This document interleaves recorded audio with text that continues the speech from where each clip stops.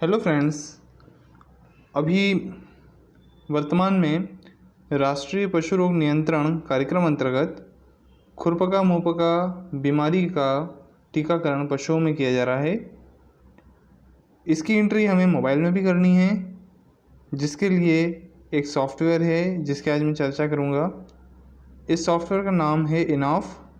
ये आप सबसे पहले पशुपालन विभाग के आपके सुपरवाइज़र से इंस्टॉल करवा लें। इसे इंस्टॉल करना भी बड़ा आसान है। इसके लिए अलग से एक वीडियो बनाया गया है। अभी इस वीडियो में हम आपको बताएंगे कि किस प्रकार से हमें इसके अंदर एंट्री करना है। तो देखें, सबसे पहले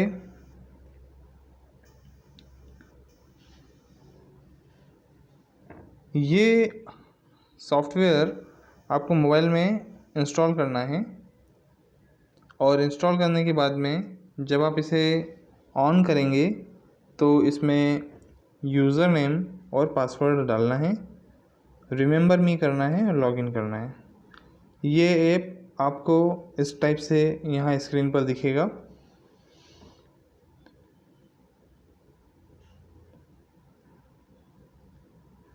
इस ऐप में यूज़र नेम और पासवर्ड वही डालना है जो आपको आपके पशुपालन विभाग द्वारा दिए गए हैं। और इसे एक ऑप्शन है यहाँ पर रिमेंबर मी, इस पर क्लिक करना है और क्लिक करने के बाद में लॉगिन करना है। यहाँ पर एक बटन मास्टर सिंक का भी आपको यहाँ दिख रहा है। इसे तभी दबाना है जब आपके पशुपालन विभाग के अधिकारी आपसे इसको दबाने के लिए कहें। तो आए इसको हम लॉगिन करते हैं। लॉगिन करने पर यह स्क्रीन ओपन होती है। इसमें हमें पशु के रजिस्ट्रेशन के लिए एनिमल रजिस्ट्रेशन लाइट पर क्लिक करना है।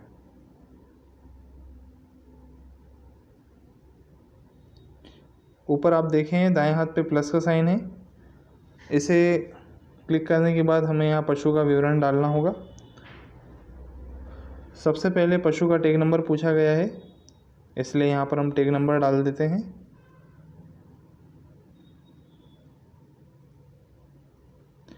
इसमें यदि टैग नंबर इनवैलिड होता है तो इनवैलिड बता देगा, टैग नंबर गलत है तो गलत बता देगा, टैग नंबर पहले से रजिस्टर्ड है तो पहले से रजिस्टर्ड बता देगा। इसके बाद पशु का विवरण पूछा है, नर है या मादा है। तो हमारा पशु चूँकि यहाँ फीमेल है, मादा है, इसलिए हमने इसको मादा को सिलेक्ट किया। इसके बाद पशु की जाति पूछी है कि गाय है या भैंस है। तो गाय या भैंस के लिए हमने, जैसे हमारा पशु भैंस है, सिलेक्ट कर लिया। इसके बाद पशु की नस्ल पूछी है। बहुत सारे लोग देसी डालते हैं, तो देसी का यहाँ पर मतलब होता है नॉन डिस्क्रिप्ट, इसलिए आप नॉन डिस्क्रिप्ट सिलेक्ट कर लें। यदि आपकी भैंस मुर्रा है तो मुर्रा सिलेक्ट कर लें। इसके अलावा आपकी मुर्रा और नॉन डिस्क्रिप्ट की मिक्स है तो दोनों ही सिलेक्ट कर सकते हैं।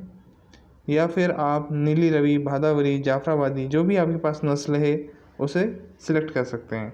हमारी यहाँ पर मुर्रा है, इसलिए मैं मुर्रा का चयन करूँगा। इसके बाद अगला पूछा है उम्र कितनी है पशु की।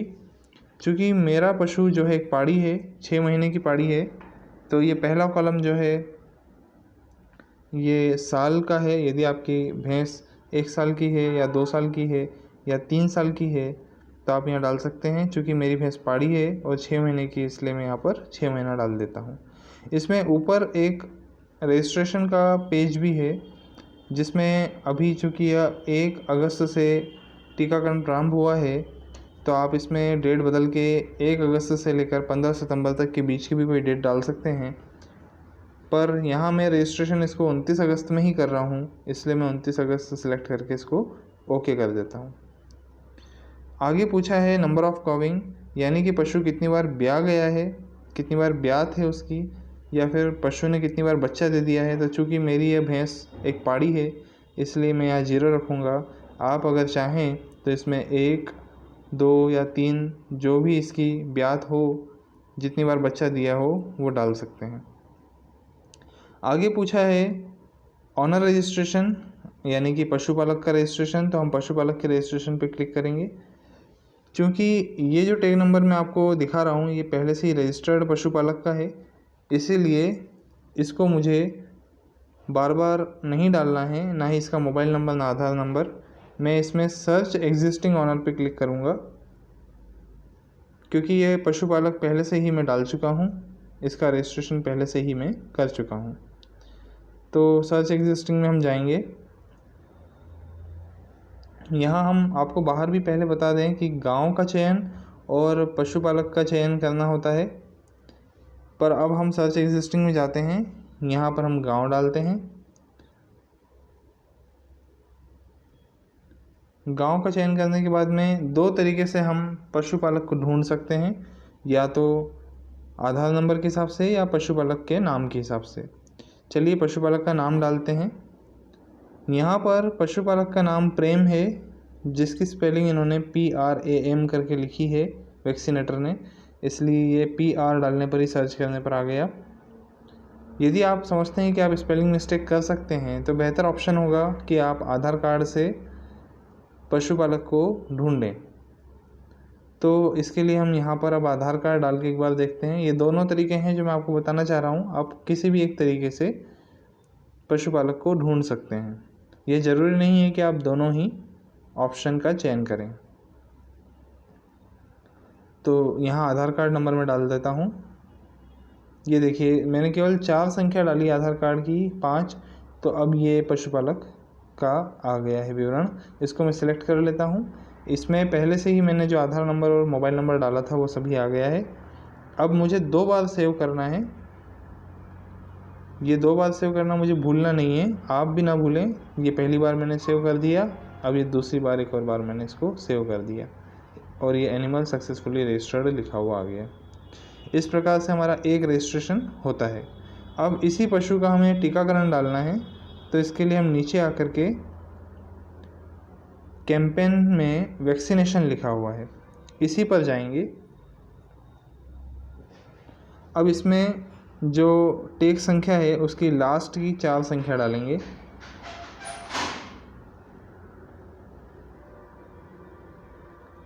तो ये हमने 4 संख्या डाल दी है और सर्च कर देंगे। सर्च करने पर पशु का विवरण हमें यहाँ पर, पशुपालक का विवरण हमें मिल गया है। अब इस विवरण को देखने पर हमें ये प्रतीत होता है कि सही है, तो हम आगे बढ़ेंगे और इसको हम सेव करेंगे। और यहाँ पर पूछा गया है कि क्या आपने जो देखा है वो सब सही है, सारे ट्रांजैक्शन सही हैं, हम यस कर देंगे। और इस प्रकार से हमारा डाटा वैक्सीनेशन का सेव हो जाएगा। तो दोस्तों ये एक पहली मेथड है जिसमें हम हमारे पशु का रजिस्ट्रेशन करने के साथ साथ वैक्सीनेशन कर रहे हैं। अब हम एक दूसरा तरीका देखेंगे जिसमें पशुपालक पहले हमने रजिस्टर्ड नहीं किया है मोबाइल में, जिसका हमको रजिस्ट्रेशन करना है। इसके लिए हम वापस से प्लस के साइन पर जाएंगे और हम वो टैग नंबर डालेंगे जिस पशुपालक का हमने अभी तक रजिस्ट्रेशन नहीं किया है। तो ये पुरानी ही प्रोसीजर है पूरी। हम यहाँ पर टैग नंबर डालेंगे। यहाँ पर जो मेरा पशु है वो भैंस है, मादा है और पहले जन चुकी है और अभी गैबिन है। तो टैग नंबर डाल करके मैं जेंडर यानी कि नर है या मादा है पूछा है, तो नर फीमेल ही हमारी और बफेलो है। अब जो ब्रीड है वो ब्रीड हमारी नॉन डिस्क्रिप्ट है, यानी कि देसी है। देसी के लिए आप नॉन डिस्क्रिप्ट ही सिलेक्ट करें। उम्र पूछी है, उम्र में डाल देता हूँ, साल में 8 साल है। इसके बाद में नंबर ऑफ़ कॉविंग पूछा है, तो लगभग ये 3 बार ब्याह गई है और अभी वर्तमान में गैबिन है, तो यस कर देता हूँ। प्रेगनेंसी स्टेटस में यस। अब हम ऑनर रजिस्ट्रेशन पे क्लिक करते हैं। ऑनर रजिस्ट्रेशन में अब हम ऊपर सर्च एग्जिस्टिंग ऑनर में नहीं जाएंगे, ये विशेष है, इसका आप ध्यान रखें। अब हम यहाँ पर पशुपालक का गांव का चयन करते हैं। इसके बाद में पशुपालक का नाम डालना है, तो यहाँ पर हम इसका नाम डाल देते हैं। इसमें ध्यान रखें श्री, जी, सन ऑफ, डॉटर ऑफ, ये सब नहीं लगाना है, सिर्फ नाम लिखना है और पिता का नाम लिखना है। आगे चलते हैं। ये पूछा गया है कि ये पुरुष है या महिला, तो चूँकि हमारा ऑनर जो है पशुपालक पुरुष है, हमने पुरुष लिख दिया। ये देखिए यदि महिला होती तो महिला पे सिलेक्ट करते, ये हमने पुरुष कर दिया। अब आगे चलते हैं। आधार नंबर डालना है, तो आधार नंबर डाल देते हैं। यदि यह आधार नंबर आपने गलती से गलत लिखा तो इस सॉफ्टवेयर में ऐप में बता देगा कि आधार नंबर गलत है। आधार नंबर बहुत ज़रूरी है डालना। अब हम मोबाइल नंबर डालेंगे। मोबाइल नंबर भी बहुत मैंडेटरी है। इसमें फील्ड देखिए एस्टेरिक मार्क लाल कलर का स्टार लगा हुआ है। अब ये करने के बाद हमें दोबारा से 2 बार सेव करना है। एक बार, अब ये दूसरी बार हम फिर से सेव करेंगे। इस प्रकार से हमारा दूसरा एनिमल भी रजिस्टर्ड हो गया। अब हम इसी के वैक्सीनेशन में जाएंगे कैंपेन में। यहाँ पर हम लास्ट की 4 संख्या, टैग नंबर की लास्ट की 4 संख्या डालेंगे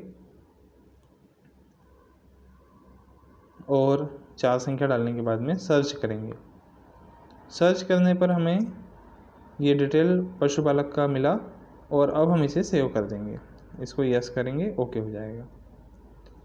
चलिए दोस्तों, ये तो हमने वैक्सीनेशन और रजिस्ट्रेशन सीखा। इसमें सबसे नीचे ब्लू कलर का एक बटन आपको दिख रहा है जिसको सिंक्रोनाइज़ कहते हैं। इसे सिंक्रोनाइज़ करना बहुत ज़रूरी है क्योंकि आपने जितना भी काम किया है इसमें वो सारा का सारा अभी वर्तमान में आपके मोबाइल में ही है, परंतु सिंक्रोनाइज़ करने पर यह डाटा सर्वर पर अपलोड हो जाएगा। ये देखिए सिंक्रोनाइजेशन सक्सेसफुल लिखा हुआ आ गया है। तो अब यह डाटा सर्वर पर चला गया है। तो इसका आपको विशेष ध्यान रखना है और हर 10-15 एंट्री करने के बाद में एक बार सिंक्रोनाइज़ बटन ज़रूर दबाना है। यदि आप सिंक्रोनाइज़ बटन दबाएंगे तभी आपका काम सफल रहेगा।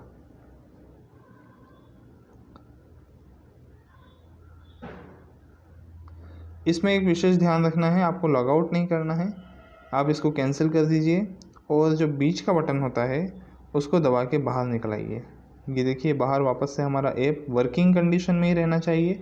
इसको आपको लॉग आउट नहीं करना है। यदि आप इसको लॉग आउट करेंगे तो जो आपने एंट्री करी हैं वो सब उड़ जाएंगी। आप इसको दोबारा से जा कर के ऑन करेंगे तो ये देखिए मैंने इसको ऑन किया है और लॉगिन कर देंगे तो ये सारा का सारा डाटा वापस से आ जाएगा। ये देखिए सिंक्रोनाइजेशन इसका हमेशा बैकग्राउंड में चलता रहता है, तो आपको सिंक्रोनाइज़ अपनी तरफ से भी करना है और इसका बैकग्राउंड में भी सिंक्रोनाइजेशन होता रहेगा। इस बात का विशेष ध्यान रखना है। तो आज के लिए इतना ही दोस्तों।